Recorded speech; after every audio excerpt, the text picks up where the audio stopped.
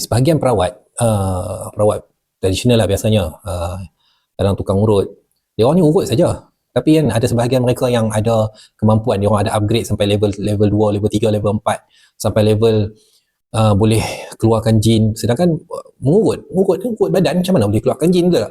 Jadi macam mana dia orang nak kata dia orang guna ruqyah? Dia orang tak guna ruqyah. Dia orang belajar special ilmu lain. Antara yang dia orang akan belajar dalam level-level yang tinggi adalah ilmu bermeditasi. Saya fokus kepada video ini untuk menyanggah ilmu meditasi ni.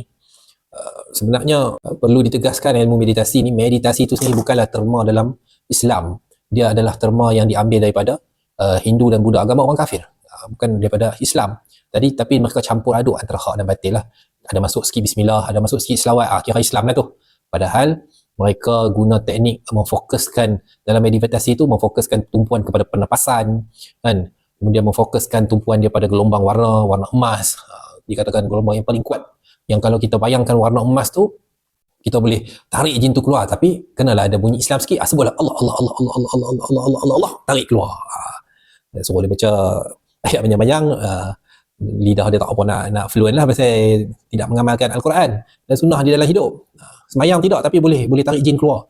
Macam mana tu kan? Takkan Allah bagi pertolongan kepada orang yang tak solat, yang tidak menyembah itu. Nabi naik Isra Mi'raj untuk dapatkan solat, dapatkan perintah solat, cukup besar tu kan. Yang lain Nabi boleh dapat melalui wahyu, Jibril hantar, tapi ni Nabi sendiri diisrakan ke atas. Betapa besarnya solat tu, tapi tak solat, tapi dia boleh tarik syaitan bagi keluar.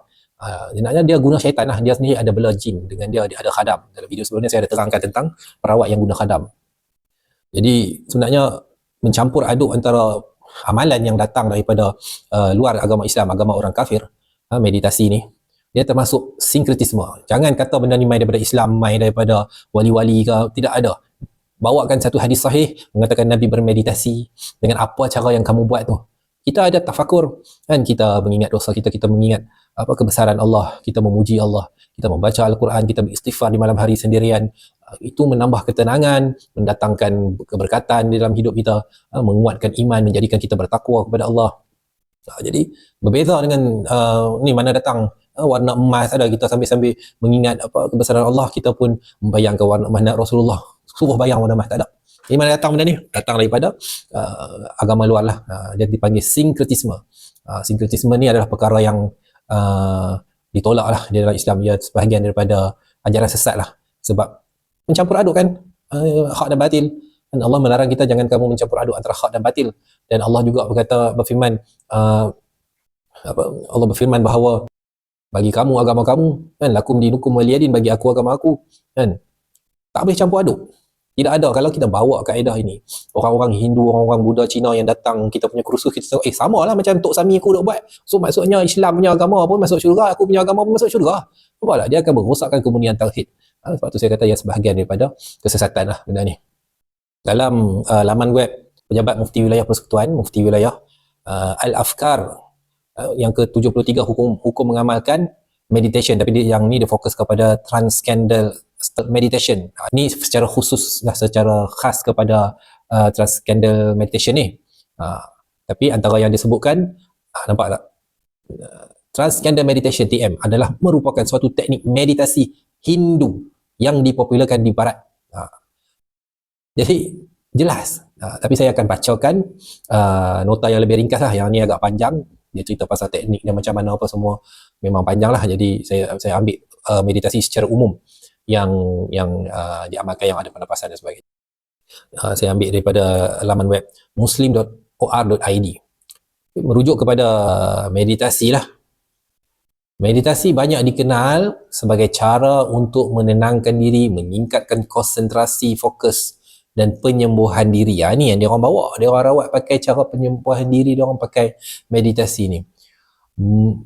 Sejarahnya meditasi adalah praktikal kuno yang berasal daripada India, ini Hindu lah, yang diadopsi ataupun dipinjamkan oleh banyak agama seluruh dunia. Bolehkah kita pinjam agama Hindu? Kalau macam tu masuk Hindu lah. Kalau kita rasa Hindu bagus lagi pada kita, pakai bubuh nanda kat sini. Pasal tu hampa punya jin hebat-hebat, jin hampa macam tu kan. Catatan tertulis tertua tentang meditasi berasal daripada Veda Hindu sekitar tahun 1500 sebelum Masihi. Tu pasal tu jin Hindu ni dia besar-besar sikit. Lama punya amalan. Tapi tak ada lah yang boleh mengalahkan Allah. Jin bawa main lah, jin satu dunia berhimpun sejak daripada zaman awal dengan iblis, dia berkumpul sekalipun semua tak akan menang. Tak akan menang dengan kuasa Allah. Tak akan menang dengan Al-Quran. Taurat juga memuatkan deskripsi tentang meditasi Yahudi. Yahudi ada meditasi yang kemungkinan besar dipraktikkan sekitar tahun 1000 sebelum Masihi. Meditasi juga tercatat sebagai sebuah ritual dalam agama Buddha dan Kristian. Nampak tak main mana daripada agama ni? Semuanya melakukan meditasi demi mewujudkan satu tujuan, iaitu pemusatan fikiran dan perasaan untuk meraih ketenangan diri, meningkatkan konsentrasi, bahkan berharap tercapainya kesejahteraan hidup. Di dalam zaman moden ini, meditasi dibungkus dan dilabel ulang, dibrandingkan dengan sedemikian rupa sehingga membuatkan banyak dari kalangan kaum muslimin yang akhirnya ikut serta melakukannya, terjebak melakukannya. Ada yang menamakan dengan metod mindfulness, perhatian penuh, metod fokus, metod-metod lainnya. Bagaimanakah Islam memandang meditasi ini? Apakah hukumnya dan bolehkah ia dilakukan, atau justru ini di antara perkara-perkara yang harus dihindari? Meditasi ini identik ataupun mirip persis, copy paste dengan ritual Hindu dan Buddha. Sebelum menghukumi sesuatu, seorang Muslim haruslah terlebih dahulu mengetahui hakikat dan gambaran besarnya.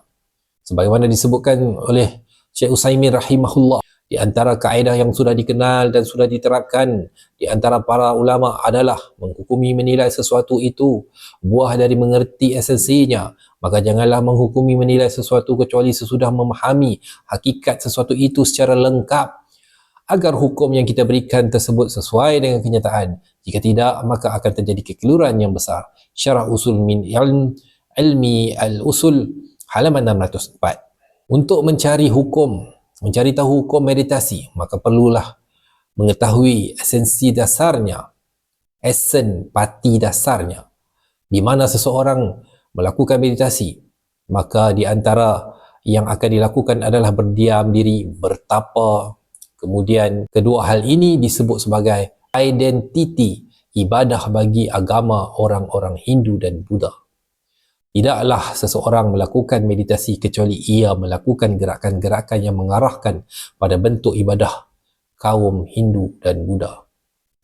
Dari esensi tersebut dapat kita fahami bahawa meditasi meskipun memiliki beberapa manfaat yang mungkin dapat diambil dalam praktiknya, akan banyak mengandungi perkara seakan-akan kerasukan dan kemiripan dengan ibadah Hindu dan Buddha. Sedangkan Islam dengan jelas melarang pemeluknya untuk menyerupai orang-orang kafir, apatah lagi dalam hal-hal yang menjadikan identiti ibadah mereka. Nabi SAW bersabda, barang siapa menyerupai suatu kaum, maka mereka itu termasuk bahagian daripada kaum tersebut. Hadis riwayat Abu Daud nombor 4031. Syekhul Islam Ibn Taymiyah mengemukakan alasan dari dilarangnya kaum muslimin untuk meniru dan menyerupai orang-orang kafir. Beliau berkata, kerasukan dalam perkara zahiriah, suatu yang nampak, akan berpengaruh pada kerasukan dalam akhlak dan amalan. Oleh kerana itu, kita dilarang menyerupai orang-orang kafir. Majmu' Fatawa. Bermeditasi meskipun awalnya hanyalah diniatkan untuk penenang fikiran dan keseimbangan hidup, seiring berjalannya waktu pasti akan mempengaruhi akidah, keyakinan dan sikap kita.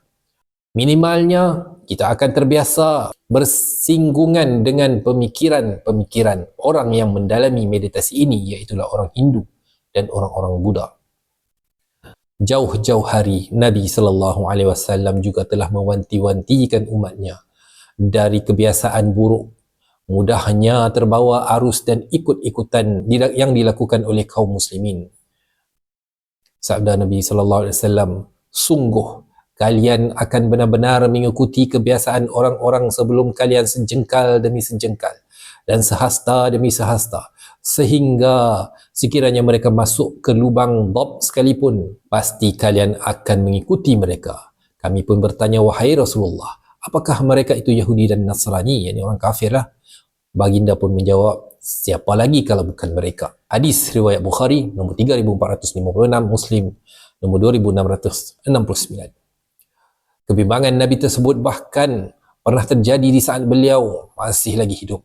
Sahabat Nabi Abu Waqid Al-Laysi menceritakan, saat Rasulullah SAW pergi ke Hunain, beliau melintasi sebuah pohon kaum musyrikin bernama Zat Anwat. Mereka biasanya menggantungkan persenjataan mereka di pohon itu untuk mengambil keberkahan daripadanya. Para sahabat kemudian berkata, wahai Rasulullah, buatkanlah kami Zat Anwat seperti milik mereka. Lalu Nabi SAW bersabda, subhanallah, ini seperti dikatakan kaum Musa kepada Musa alaihissalam, buatkan kami suatu Tuhan berhala sebagaimana mereka mempunyai beberapa Tuhan berhala. Dan Musa menjawab, sesungguhnya kamu inilah kaum yang tidak mengetahui. Quran surah Al-A'raf ayat 138. Lalu Rasulullah SAW melanjutkan, demi zat yang jiwanya berada di tangannya, kalian akan melakukan perilaku-perilaku orang-orang sebelum kalian, yakni orang-orang yang pergi tiru orang kafir ni. Hadis riwayat Tirmizi nombor 2180. Bolehkah menyebutkan ibadah Islam, menyamakan ibadah Islam macam iktikaf disamakan dengan meditasi? Tak bolehlah. Islam adalah agama yang sangat berhati-hati di dalam menjaga keutuhan dan kemurnian ajarannya. Apa yang Nabi ajarkan 1400 tahun dulu, samalah yang kita kena kekalkan sampai hari ini. Tidak ada boleh tokok tambah yang baru. Apa yang tidak pernah dikenal oleh Rasulullah sebagai ibadah, sahabat tak pernah kenal sebagai ibadah, tidak akan menjadi ibadah, tidak akan menjadi agama di dalam agama Islam, tidak akan menjadi amalan di dalam agama Islam sampai hari kiamat. Perihal penamaan dan identiti, sekalipun Islam berusaha untuk tidak meniru dan menjadikan kebiasaan orang kafir sebagai contoh dan acuan, Islam berusaha menjauhkan diri dari istilah-istilah yang identik yang sama dengan agama lain. Saat orang kafir percaya bahawa meditasi adalah salah satu cara untuk meraih ketenangan, kedamaian, konsentrasi dan kesembuhan jiwa, Islam memiliki amalan yang lebih bermanfaat untuk meraih hal-hal tersebut. Sebut sajalah di antaranya iktikaf. Tak kala seorang muslim berdiam diri di dalam masjid mendekatkan diri kepada Allah Subhanahu wa taala. Hanya saja kita tidak bolehlah semena-mena mengatakan bahawa iktikaf adalah meditasi bagi kaum muslim. Salah. Kerana itu tidak sejalan melalui konsep, apatah lagi kaedah-kaedah memfokuskan kepada pernafasan, membayangkan aura-aura warna emas, membayangkan tenaga-tenaga dalaman. Ini semua adalah ajaran-ajaran yang datang daripada kehinduan dan Buddha. Ini diamalkan oleh sami-sami Hindu dan Buddha. Jadi semoga kita bertaubat, kita kembali kepada Islam yang sebenar, yang mana mengamalkan meditasi untuk mendapatkan hal itu. Saya cadangkanlah, saya bukan cabar, kalau boleh saya nak cabar, tapi saya berlembut, saya kata saya cadangkan jumpa peruqyah syariah, minta diruqyah, nak tengok apa jadi. Tak mau kata apa, try je dulu. Baik. Subhanakallahumma wa bihamdika asyhadu an la ilaha illa anta astaghfiruka wa atubu ilaik.